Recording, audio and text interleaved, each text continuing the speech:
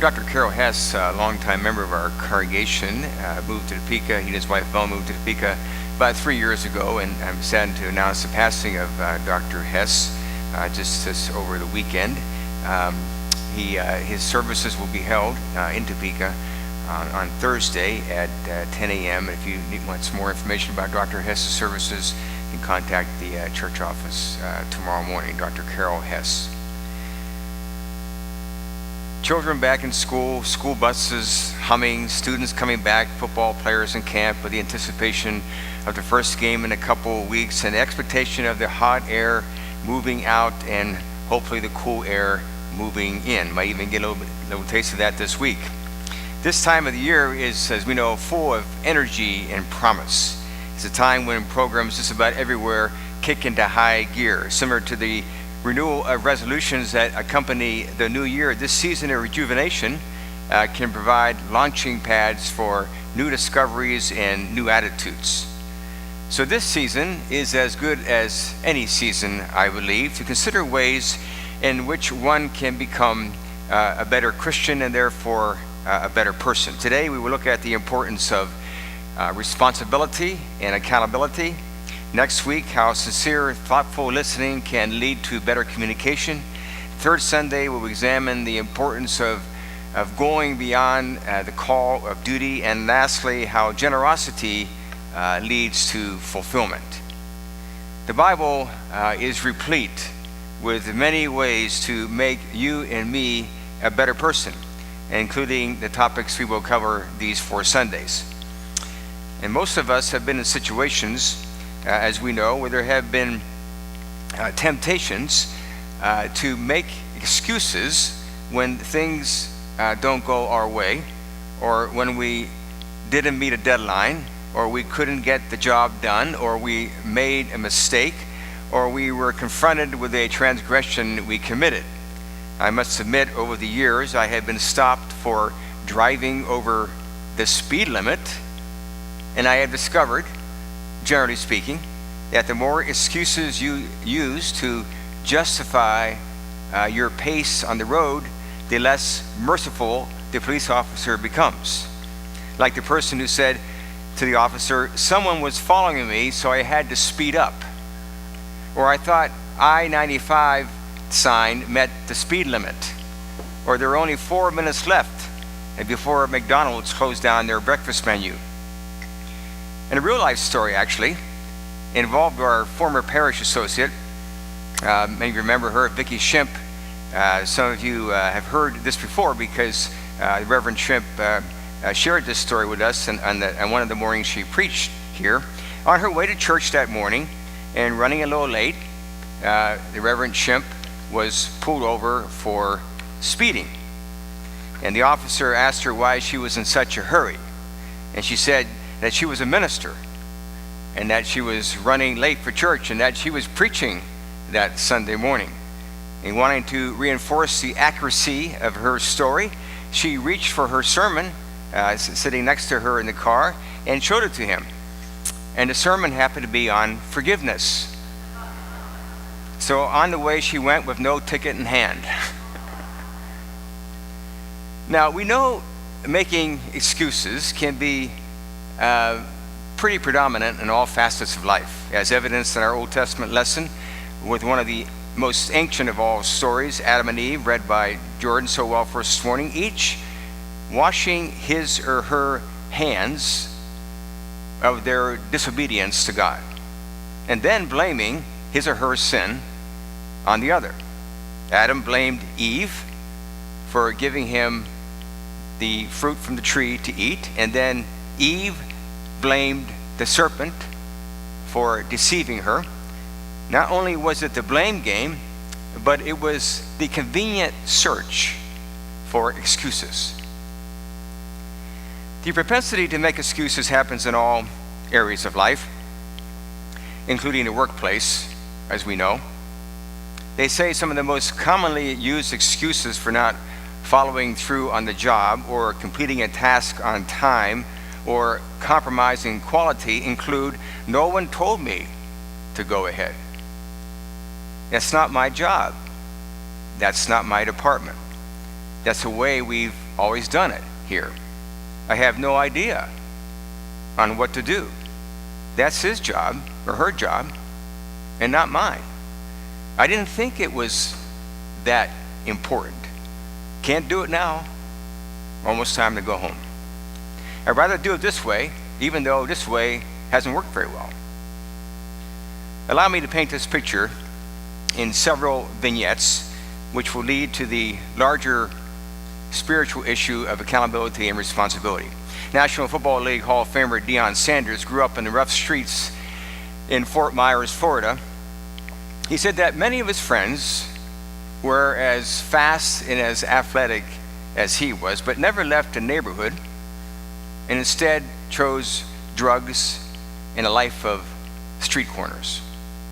He called it the Idas.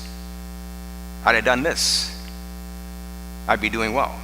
If I had done this, I'd be in professional sports. If I had done this, I'd be making something of myself.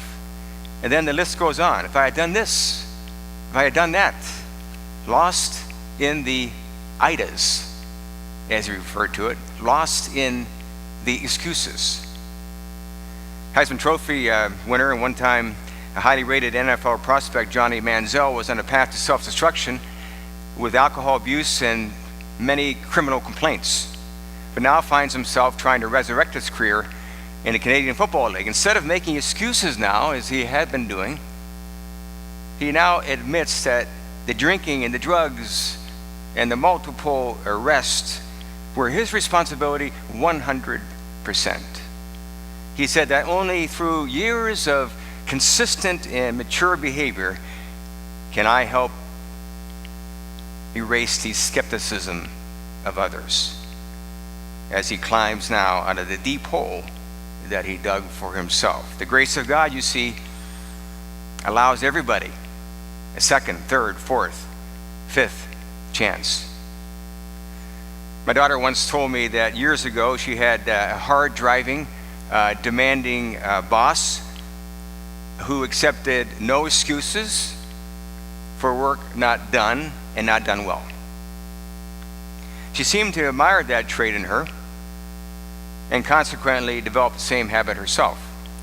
When dissatisfied with her performance as a freshman on Minnesota's cross-country team, she walked into the coach's office at the end of the year and asked him, "What do I need to do to become one of the top runners on the team?" Her coach simply said that she had to be willing to run 70 to 80 miles a week. No excuses. In the age before the remarkable advancement of electronics, a friend of mine who years ago changed careers and went into the brokerage business looked at himself in the mirror before he made the decision to change his job, and he asked himself the question, are you willing to make 75 to 100 contacts a day, either by phone or door to door? If not, then you don't belong in this business. No excuses. My son works for a startup company out of Seattle.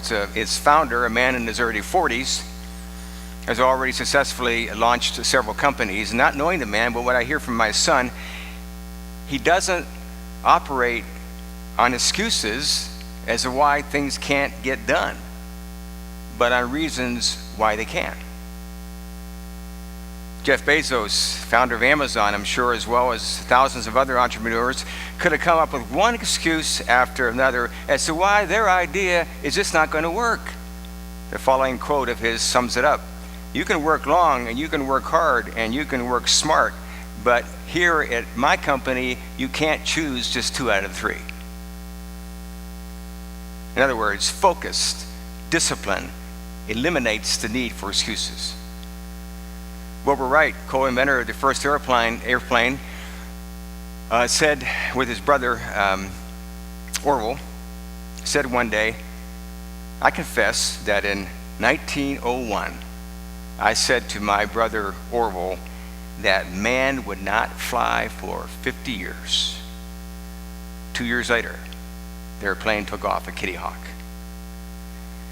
Here was a man that perhaps had to overcome a legion of excuses as to why flight could not be achieved in his lifetime. Former governor of Indiana, now president of Purdue University, Mitch Daniels, said, as employers have come to learn, many diplomas tell little or nothing about the holder's readiness for work or life. In other words, more than good grades are needed, there has to be an attitude of accountability and responsibility with no room allowed for excuses as to why the job can't get done. Accountability and responsibility, my friends, are essential to the Christian's walk. We can't emphasize that enough. The Bible talks a lot about the importance of not making excuses for not doing the work of the kingdom. And the work of the kingdom, as we know, stretches infinitely. Some of you remember the familiar parable in Matthew 25, when the master entrusts his servants with a particular number of talents, and each according to his own ability. The first servant he gives 5, the second servant he gives 2, and the third he gives 1. And as the story goes, the first 2 double the amount their master had given them, but the third, of course, only buries his talent with a set of excuses as to why he hid it away. He said, "I knew you to be a hard man, reaping where you did not sow and gathering where you scattered no seed. I was afraid, and I went away and I hid it in the ground." The excuse of not wanting to trust in the goodness and the benefits of God's kingdom. It's similar to the parable of the great banquet in the Gospel of Luke. There's a man, as the story goes, giving a big dinner. The servant went out and told the invitees that everything was ready, so come and enjoy. And then the litany of excuses poured in. The scripture tells us they all alike began to make excuses. First one said, "Well, I have bought a piece of land, so I must go look at it." Or another one said, "I have bought 5 yoke of oxen, and I'm going to try them out." Or another one said, "I have married a wife, for that reason I can't come." The head of the household, as the story goes, became angry and said to his servants to go out in the streets and invite the poor and the lame and the blind and the cripple. For I tell you, none of those who were invited should ever taste of my dinner. The more excuses we offer, the less we will taste of the glory of God's kingdom. On the flip side of that is Moses, which at the time, he seemed to be the antithesis of a leader, not equipped, hardly, for the insuperable task of leading the Hebrew people out of bondage. He was anything but eloquent. He was an outcast among his own people and among the Egyptians. He often had difficulty comprehending and understanding the nature of God's mission. It would have been simple and easy for Moses to give up long before that day of deliverance for the Israelites, but the excuses, you see, the excuses never got the best of him. The same with young Jeremiah. When God appointed him as a prophet to all the nations, and at first Jeremiah responded, "I do not know how to speak, for I am only a youth." And I can hear the Lord just thinking, don't give me that excuse. And he said to him, "Do not say that I am only a youth, because everywhere I send you, you shall go, and everything that I command you, you shall speak." In other words, young man, no excuses for not meeting the challenge. As we head into this high-powered season, let us think of the ways that you and I can serve God's kingdom, not the reasons or excuses why we can't. If you're not serving in some way today, or in some capacity, start out with just one thing where you think you can make a difference. Teaching Sunday school, helping with the youth program, working in the food pantry or in the community breakfast, the ministry of hospitality, developing friendships for those who are in need of special care and companionship, joining a Bible study, joining the college ministry. Pick one thing that you can do well and that you have a passion about. And what will be this one thing that you do? Remembering Paul's words in Galatians, we heard this morning, each one must examine his own work. Each one must bear his own load. And for all of us, the greatest responsibility we share in the Christian faith is the first 6 words of our mission statement: to create disciples for Jesus Christ. And within that statement rests the question: who will be the next person you tell about Jesus Christ?